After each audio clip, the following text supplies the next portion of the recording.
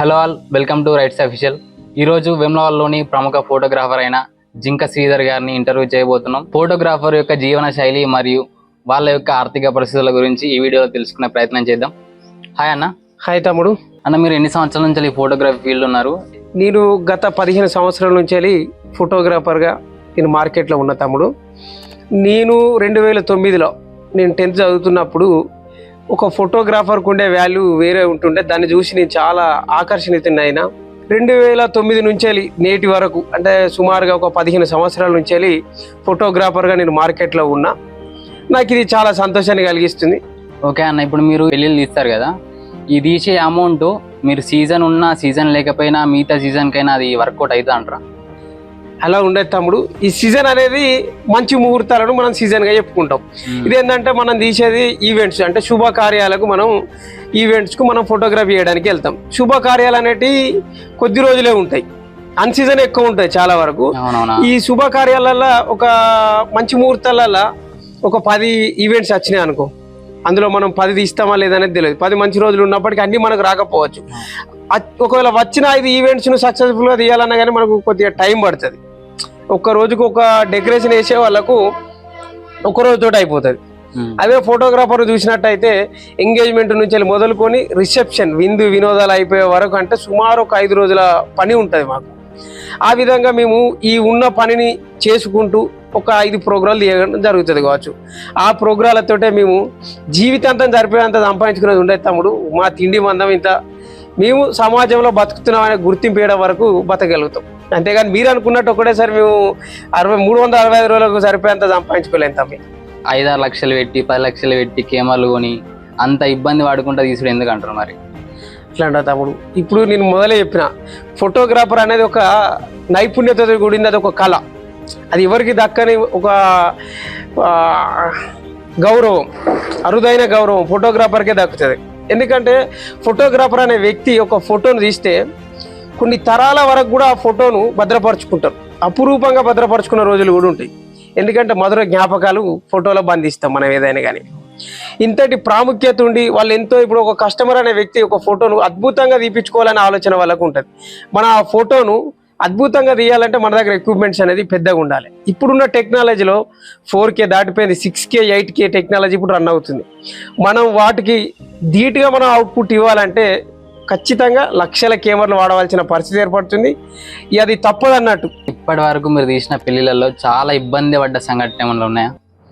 ఉంటాయి తమ్ముడు. ఇక ఫోటోగ్రాఫర్ లైఫ్ అంటే చాలా భిన్నంగా ఉంటుంది, ఊహించిన దానికంటే భిన్నంగా ఉంటుంది. తినడానికి కూడా మాకు టైం ఉండదు కొన్ని సందర్భాలలో. అండ్ మా పిల్లలతో సమయం కేటాయించే, ఫ్యామిలీతో గడపడానికి. ఇప్పుడు ఏదంటే మంచి రోజులలోనే ఏదైనా కానీ శుభకార్యాలు అనేవి వస్తాయి. అది మన బంధువుల ఇళ్ళలో జరగచ్చు, మన కస్టమర్ ఇళ్ళలో జరగచ్చు. అప్పుడు మన కుటుంబీకుల మధ్యలో ఏమన్నా ఫంక్షన్ ఉన్నప్పుడు మాకు వెళ్ళడానికి వీలు ఉండదు. బంధువులకు దూరంగానే ఉంటాం, పిల్లలకు దూరంగా ఉంటాం. ఇవన్నిటిని ఓర్చుకొని మాకున్న కళ, అంటే మాకున్న ఫ్యాషన్ కోసం ఫోటోగ్రఫీని చేస్తుంటాం తమ్మి. చాలా బాధలు ఉంటాయి, అవి చెప్పుకుంటే ఇక చాలా పెద్దగా ఉంటుంది తమ్ముడు. వీడియోస్ అన్ని, ఫొటోస్ అన్ని పెన్ డ్రైవ్లలో స్టోర్ చేసుకుంటారు కదా, ఒకవేళ అది కరెక్ట్ అయినప్పుడు ఏం చేస్తారు మీరు? చాలా మంచి క్వశ్చన్ తమ్ముడు. ఇది చాలా మంది ఎదుర్కొంటున్న సమస్య అది. ఇప్పుడు ఏంటంటే ఒకప్పుడు గతంలో రీల్ కెమెరాలు ఉంటుండే. ఒక్కసారి రీల్ కెమెరాలో వీడియో రికార్డ్ అయిందంటే భద్రంగా ఉంటుందని ఒక భావన అందరికీ ఉంటుండే. ఇప్పుడు ఏంటంటే ఆధునిక కాలంలో చిన్న మెమొరీ కార్డులోనే 200-300 జీబీలను పొందుపరిచే పరిస్థితులు ఉన్నాయి. కస్టమర్ దేవుళ్ళు మా యొక్క పరిస్థితిని అర్థం చేసుకొని 2-3 నెలల్లో వాళ్ళ ఒక శుభకార్యం, అంటే వారి యొక్క ఈవెంట్ అయిపోయినాక వెంటనే ఒక 2-3 మంత్స్లో వారి యొక్క డాటాను తీసుకున్నట్లయితే ఇలాంటి సమస్యలు జరగవు. ఎందుకంటే మన ఒక పెన్ డ్రైవ్లో మనం ఒక హార్డ్ డిస్క్లో డాటా స్టోరేజ్ చేసినాక ఎన్నో టెక్నికల్ ప్రాబ్లం వల్ల అది ఫార్మాట్ కావచ్చు, వైరస్ రావచ్చు, దానికి మనం తీవ్రమైన ఇబ్బందులు ఎదుర్కోవాల్సిన పరిస్థితులు అవుతున్నాయి. దీన్ని కస్టమర్ దేవుళ్ళకు నమస్కరించి వేరుకునేది ఏందనగా, మీరు ఒక శుభకార్యానికి ఒక ఫోటోగ్రాఫర్ను పిలుచుకునేదే మీ మధురమైన జ్ఞాపకాలను బంధించుకోవడం కోసం. అవి మీకు ఎప్పటికున్నా కానీ మీ చుట్టే ఉన్నట్టు చూడడం కోసం మీరు ఒక ఫోటోగ్రాఫర్ను ఈవెంట్కి పిలుచుకోవడం జరుగుతుంది. మీరు తీసుకున్న వీడియోలను, ఫోటోలను, మీ జ్ఞాపకాలను వీలైనంత త్వరగా, అంటే ఒక 2-3 నెలల్లోగా మీరు అవుట్పుట్ తీసుకున్నట్లయితే ఎలాంటి డాటా లాస్ కాదండి. మీరు ఒకవేళ నెగ్లెక్ట్ చేసి ఎటు పోతుందిలే అనుకున్నప్పుడు టెక్నికల్ ఇష్యూ వలన డాటా అనేది పోతే ఇరువురం ఇబ్బంది పడాల్సిన పరిస్థితి ఏర్పడుతుంది. దయచేసి నమస్కరించి వేడుకుంటాను, 2-3 నెలల్లోగా మీ యొక్క డాటాను తీసుకొని మీ జ్ఞాపకాలను పొందుపరచుకోవాల్సిందిగా వేడుకుంటున్నాం. మీరు 15 సంవత్సరాల నుంచి ఈ వృత్తులు ఉన్నారు కదా, ఫోటోగ్రఫీ తీసే టైంలో ఎప్పుడైనా మీ మనసుకు నొచ్చుకున్న మూమెంట్ ఏమన్నా ఉందా? నేతమ్మి చాలానే ఉన్నాయి. నేను ఒక ఫోటోగ్రాఫర్గా కెరీర్ మొదలుపెట్టినప్పటి నుంచి ఒక సందర్భంలో ఎదురైన పరిస్థితి ఏంటంటే, మా ఇంటిలో ఆర్థిక పరిస్థితి బాగా లేనప్పుడు నా పిల్లల ఫీజులు కట్టడానికి కూడా ఇబ్బంది జరుగుతుంది సార్ అని నేను వారికి కాల్ చేస్తే వారు దురుసుగా మాట్లాడి, మాకు వీలైనప్పుడు తీసుకుంటాంలే మీ డాటాను, మీరు ఊకే ఫోన్ చేయొద్దు అనే సంఘటనలతో చాలా ఇబ్బంది పెట్టిన రోజులు ఉన్నాయి. అది ఇక చాలా తీవ్రంగా కుటుంబ నేపథ్యాన్ని చూసినట్లయితే చాలా బాధ కలిగింది. ఇన్ని రోజుల నుంచి మన ఈ ఫీల్డ్లో ఉండి ఒక అన్సీజన్లో మన కుటుంబాన్ని నిలబెట్టుకోలేని ఫీల్డ్లో ఎందుకున్నా అనే ఒక బాధ నాకు చాలా గుండెకు బరువెక్కిపోయింది ఆ రోజుల. సరేలే, అందరూ ఆ విధంగా ఉండరులే, తర్వాత రోజులన్నా మంచి రోజులలో మనకు మళ్ళీ పని దొరుకుతుందనే ఆశతో ముందుకెళ్ళడం జరిగింది తమ్మి. అలాగే జరుగుతుంది మా జీవన విధానం. అన్న, మొన్న రీసెంట్గా ఒక సంఘటన జరిగింది మన పక్క జిల్లాలనే. ఒక ఫోటోగ్రాఫర్ని ఫోన్లో ఫోటో తీయనందుకు ఆయన పైన దాడి చేసిరా నిన్నం. ఇది చాలా బాధాకరమైన విషయం. అలాంటి అగత్యానికి పాల్పడిన ఆ వ్యక్తి తన యొక్క విజ్ఞతగా వదిలేయాలి. ఒక ప్రోగ్రాం జరుగుతున్నప్పుడు, ఒక ఈవెంట్ జరుగుతున్నప్పుడు 10,000-100,000 సంఖ్యలో కుటుంబీకులు, బంధువులు వస్తుంటారు. వారందరినీ ఆర్డర్లో నిల్చోబెట్టి ఫోటో తీయడానికే వారికి ఉన్న సమయం అనేది అయిపోతుంటుంది. అటువంటి టైంలో తను ఒక ఫోటోను అద్భుతంగా తీయాలనే ఆలోచనతో ఫోటోగ్రాఫర్ ఉన్నప్పుడు పక్క నుండి ఒకతను వచ్చి నా ఫోన్లో ఫోటో తీ, ఇంకో పక్క నుంచి ఇంకోతను వచ్చి నా ఫోన్లో ఫోటో తీ అని ఒక ఫోటోగ్రాఫర్ని ఇబ్బంది పెట్టడం చాలా బాధాకరం. అది తన కుటుంబ పరిస్థితులు ఎంత దీనంగా ఉన్నప్పటికీ లక్షల విలువ చేసే కెమెరాలతోటి ఒక అద్భుతమైన ఫోటో తీయాలనే ఆలోచనతోటి వచ్చిన ఫోటోగ్రాఫర్పై దాడి చేయడం చాలా బాధాకరం. ఇది ఎందుకంటే ఒక తర్వాత తరాలకు ఫోటోగ్రాఫర్ అనేటోడు ఫీల్డ్ ఎంచుకోవడం కోసం కూడా భయపడే రోజులను క్రియేట్ చేస్తున్నారు. ఒకవేళ మా కుటుంబం ఉంటుంది, మనం ప్రోగ్రామ్ తీయడానికి చాలా దూరం వెళ్ళినప్పుడు ఏదైనా యాక్సిడెంట్ జరిగిందనుకో, మా ప్రాణాలు విలువైనయే, మేము వాడే కెమెరాలు కూడా విలువైనయే. ఇవి రెండింటిని కూడా పోగొట్టుకున్న వాళ్ళు చాలా మంది ఉన్నారు తమ్మి. అది చాలా బాధాకరమైనది. దీనికోసం ఏమైనా ప్రభుత్వం అయినా లేదంటే కస్టమర్లైనా మా పక్షాన ఆలోచించి, మేము చేసేదే ఆర్థికపరమైన సమస్యల పరిష్కారం కోసం మేము పనిచేస్తున్నాం. మేము ఆర్థికంగా కొద్దిగా ఎదగడానికి లేదంటే మా కష్టాలను తీర్చుకోవడానికి సకాలంలో వాళ్ళు వారి డాటాను తీసుకొని మాకు సహకరిస్తే అంతకు మించి మాకు ఏది కాదని వాళ్ళని వేడుకుంటున్నా. కస్టమర్లే మా దేవుళ్ళు, మాకు సహకరించవలసిందిగా కోరుకుంటున్నా. అన్న, ఇప్పుడు ఫోటోగ్రఫీ కూడా ఒక కార్మిక సంస్థకి సంబంధించిందే కదా. ఇప్పుడు వేరే వేరే ఫీల్డ్లకి ఉన్నట్టుగా ఏమైనా భరోసాలు కానీ, జీవిత భరోసాలు కానీ, ఇవి ప్రభుత్వం తరపున మీకేమన్నా ఉంటాయా? వాళ్ళ తరపున మీరు ఏం కోరుకుంటారు ప్రభుత్వం తరపున? రైట్ అఫీషియల్ ఛానల్ వాళ్ళకు ప్రత్యేకించి ధన్యవాదాలు తెలియజేసుకుంటారు. ఒక ఫోటోగ్రాఫర్గా చాలా మంచి క్వశ్చన్ అడిగిన తమ్మి.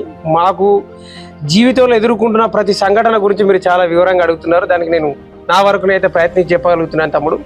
రైట్ అఫీషియల్ ఛానల్ వాళ్ళకు హృదయపూర్వక ధన్యవాదాలు తెలియజేసుకుంటూ, ప్రభుత్వంకు మేము కార్మికులమే, మేము ఒక ఫోటోగ్రఫీ వృత్తిని నమ్ముకున్న కార్మికులమే, మేము కూడా కష్టపడి జీవించే వాళ్ళమే. ఇక వివిధ కార్మిక సంఘాలు ఉన్నాయి. ఆ కార్మికులకు వారి యొక్క సంఘాలు ఉన్నాయి. అవి ప్రభుత్వానికి చేరువ చేస్తున్నాయి. ఇది వాళ్ళ కష్టాలను, వారు చేసే కాల వ్యవధి గురించి వాళ్ళు పోరాడుతూనే ఉన్నారు. కానీ ఫోటోగ్రాఫర్లు పూర్తిగా కార్మికులకు గుర్తింపు లేదన్నట్టు. అది ఎందుకంటే అది తోటి ఫోటోగ్రాఫర్ నేను కూడా దానికి బాధపడుతున్నా. ఎందుకంటే కార్మిక సంఘాలు ఒక కార్మికుడికి అన్యాయం జరిగిందంటే వాళ్ళు ఒక నిరసన తెలుపు అని దానిపై వారి సమస్యపై పోరాడుతుంటారు వాళ్ళు. మాలో ఎందుకంటే ఇప్పుడు ఒక ఊరుకు ఒకరు ఫోటోగ్రాఫర్, ఇద్దరు ఫోటోగ్రాఫర్ ఇట్లా ఉన్నప్పటికీ మేము ఒక యూనిటీగా ఫామ్ కాలేకపోయినాం అనేది చాలా నాకు అది బాధాకరమైన విషయం. తోటి ఫోటోగ్రాఫర్ నేను సిగ్గుపడుతున్నా ఆ విషయం పట్ల. ఎందుకంటే మా జీవితాలకు గ్యారెంటీ లేదు. ప్రాణాలను గుప్పిట్లో పెట్టుకొని ప్రయాణిస్తాం. కెమెరాలను పట్టుకొని కుటుంబాన్ని వదిలేసి ఎంత దూరమైనా వెళ్ళిపోయి ఒక 3-4 రోజులు కేటాయించి ఫోటోలు ప్రోగ్రామ్ మేము ఇంటికి వచ్చినాక కూడా మా ప్రాణాలకు గ్యారెంటీ ఉంటుంది. కొన్ని కార్మికులు అంటే వారు ఒక పట్టణం వరకే వాళ్ళ పని ఉంటుంది. మా పని అనేది పరిధి దాటి ఉంటుంది, ప్రాంతాలను దాటి ఉంటుంది. సో మాకు ప్రభుత్వం నుంచి ఎలాంటి గుర్తింపు లేవు. అది చాలా బాధాకరం. దయచేసి రాష్ట్ర కేంద్ర ప్రభుత్వాలను ఒక తోటి ఫోటోగ్రాఫర్గా నా యొక్క ఆవేదనను వ్యక్తం చేస్తున్నా. నీవు ఎన్నో కష్టాలను ఎదుర్కొని మా స్వశక్తిపై బతకాలనే ఆలోచనతో ఈ ఫోటో రంగాన్ని ఎంచుకొని మాకున్న నైపుణ్యతతో అద్భుతమైన ఫోటోలు తీసి ప్రతి కార్యక్రమాన్ని విజయవంతం చేయడంలో మా పాత్రను పోషిస్తున్నాం.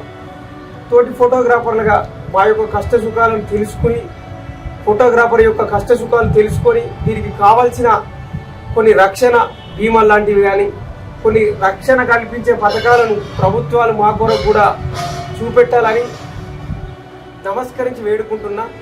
ఓకే అన్న, ఇప్పుడు మీ ఫోటోగ్రాఫర్లు యూనిట్ లేకనే కదా ఇదంతా, మీరు యూనిట్గా ఉండొచ్చు కదా. ఓకే తమ్ముడు, ఇది కరెక్టే, యూనిటీ లేకపోవడం కరెక్టే. ఎందుకంటే ఒక ఫోటోగ్రాఫర్ అనేది మేము సీజనల్ వర్క్ చేస్తాం తమ్మి. ఇది ఒక మంచి రోజులలో జరిగే వృత్తి అంతే తప్పించి, కానీ ఇప్పుడు అన్ సీజన్ అన్నప్పుడు మాకు వర్క్ ఉండదు. సో ఇప్పుడు కస్టమర్ ఎట్లుంటుంది అంటే, ఇప్పుడు సీజన్ జరిగింది, ఫోటోగ్రాఫర్లు సంఖ్య పెరిగింది, అప్పుడు ఒక వ్యక్తి ఒకరికి పరిచయం ఉండొచ్చు, వారి తమ్ముడు ఇంకొకరికి పరిచయం ఉండొచ్చు.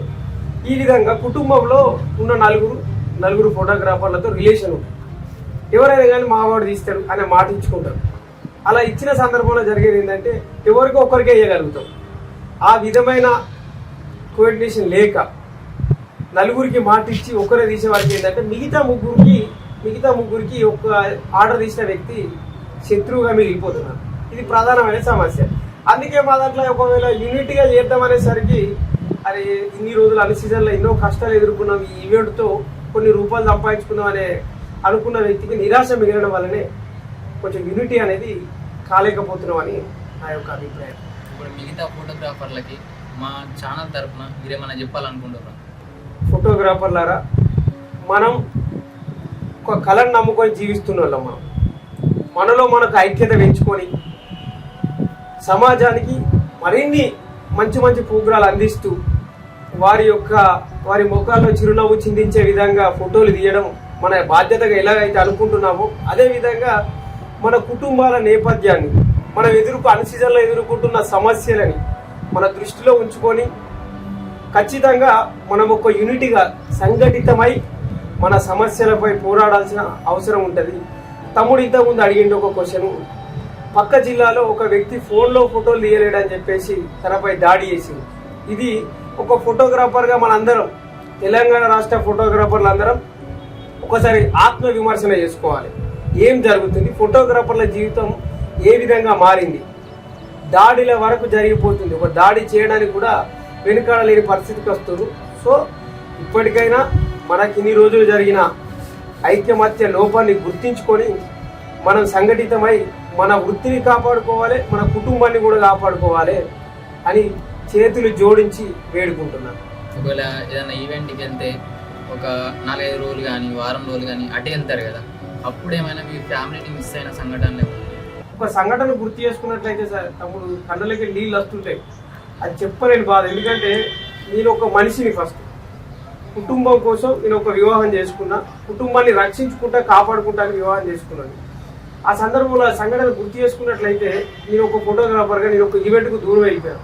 సుమారు ఇక్కడ నుంచి 20-25 కిలోమీటర్ల దూరం. నేను వెళ్ళిన తర్వాత మా వైఫ్కు పురిటి నొప్పులు రావడం జరిగింది. ఆ క్షణాన తను ఫోన్ చేసినప్పటికీ నేను రాలేని పరిస్థితి. ఎందుకంటే అప్పుడు అక్కడ నేను వచ్చేది నా చేతిలో ఉండదు, ఇక్కడ ఈవెంట్ రన్ అవుతుంది. ఇంకొక విషయం ఏంటంటే ఇక్కడ రన్ చేయాలంటే ఒక ఫోటోగ్రాఫర్ అక్కడ లీడ్ చేయగలుగుతారు. వేరే ఏదైనా వృత్తిలో అయినప్పటికీ వేరే ఆల్టర్నేటివ్ ఒక వ్యక్తిని చూడొచ్చు, కానీ ఆ రోజు ఎవరు అందుబాటులో లేక నా కుటుంబంలో అత్యంత దురదృష్టమైన ఆ రోజును తలుచుకుంటే నాకు ఏడుపు వస్తుంది తమ్ముడు. ఎందుకంటే పురిటి నొప్పులతో ఆమె ఇంట్లో బాధపడుతున్నప్పటికీ నేను ఆ రోజు అక్కడి నుంచి రాలేకపోయినా చూస్తాను. అది నా జీవితంలో చాలా బాధాకరమైన రోజు. ఆ రోజును తలుచుకున్నప్పుడల్లా నాకు బాధేస్తుంటుంది. అటువంటి సంఘటన చూసిన మా భార్య చాలాసార్లు ఇన్ని ఇబ్బందులు ఎందుకు, మీకు ప్రాణాలతో చెలగాట మాడుతూ వారు ఫోన్ చేయంగా 5 నిమిషాలలో ఉండాలంటే ఎంతో స్పీడ్గా వెళ్తుంటారు మీరు రోడ్ కొండి. ఏదైనా జరగరాని సంఘటన జరిగితే మా జీవిత పరిస్థితి ఏందని అడిగినప్పుడు కళ్ళకి నీళ్ళు వస్తాయి తమ్ముడు. అది చెప్పలేని బాధ. అంతటి బాధను కూడా దిగమింగుకొని బాధలతోటైనా పర్లేదు కానీ మా జీవితాన్ని గడుపుతున్నాం. మీ బాధల్లో ఉన్నప్పటికీ కస్టమర్ ఫేస్లో నవ్వు చూడాలని ప్రయత్నిస్తాం, కానీ మా బాధను ఏ రోజు కూడా ఎక్కడ పంచుకోవద్దని మీరు అడిగిరి కనుక మా బాధలను పంచుకోవడం జరుగుతుంది.